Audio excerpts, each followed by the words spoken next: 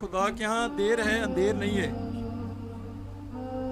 جب گناہ کر بیٹھو تو خدا سے ڈرو اور مطمئن ہو کر نہ بیٹھو، کیونکہ یہ گناہ بیج ہے اور خدا اس کا اگائے گا اور یہ سزا گناہ کی شکل میں اس کو تم کو پھل، یعنی جو گناہ کا بیج بوگے وہ زمین اگے گا، بشرطے کہ توبہ نہ کر لو.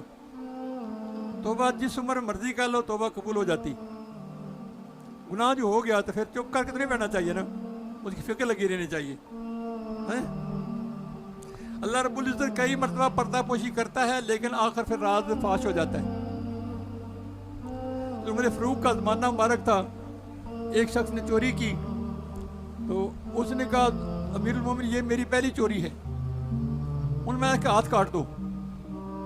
ان کا حضور یہ میری پہلی چوری ہے، میں نے پہلے چوریاں کوئی نہیں کی. ان کا خاموش بیٹھو، اللہ پہلی چوری ذلیل نہیں کرتا. اللہ بار بار موقع دیتا ہے، آپ کو مہلت دیتا ہے، جب بات نہیں آتا تو پھر ذلیل کرتا ہے. تو نے پہلے کئی چوریاں کی ہیں، اور یا امیر المومنین میں نے کی ہیں. ان کے پھر ہاتھ کٹے گا.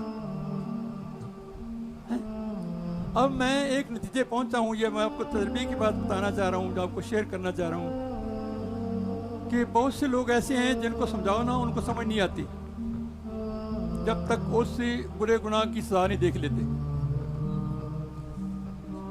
مثال کے طور پہ کہ ایک آدمی ہے، بزرگ ہے، اس کے دو مرید ہیں، وہ دونوں چوری کرتے ہیں. اسلامی حکومت ہے، وہ اس کو کہتا ہے کہ یہ چوری نہ کیا کرو، چوری بڑا برا فعل ہے، یہ چور کے ہاتھ کٹتے ہیں. دونوں کو سمجھاتا ہے. کیوں؟ مرید اولاد کی طرح ہوتے ہیں، وہ اگر برا کام کرے تو سمجھانا ہوتا ہے، روحانی اولاد ہوتے ہیں. ان سمجھاتا رہ گیا. وہ ایک نے کہا حضرت صاحب صحیح کہہ رہے ہیں، یعنی چور کی سزا تو یہ ہے، میں بولا ہوا ہوں. وہ بعد آ جاتا ہے، چوری کرنا چھوڑ دیتا ہے. دوسرا کہتا ہے کچھ نہیں ہوتا، وہ بھی تو کرتا ہی ہے نا، وہ بھی تو کرتے ہیں جیسے ہم کہتے ہیں. فلانا بندہ برائی کرا، پھر اس کون سا پکڑ ہو گئی، اس کے بیٹے کون سے تہجد گزار ہیں، وہ کون سے فلانے آنے ماننے تلاش ہے. شیطان ہمیں انگلی لگاتا ہے نا، ہم اس کہنا مان لیتے ہیں. وہ جناب چوری آخر پکڑی گئی. اب اس کا ہاتھ کاٹ گیا، اب ٹونڈ لے کے آ گیا، صاحب دعا کرو میرے لیے.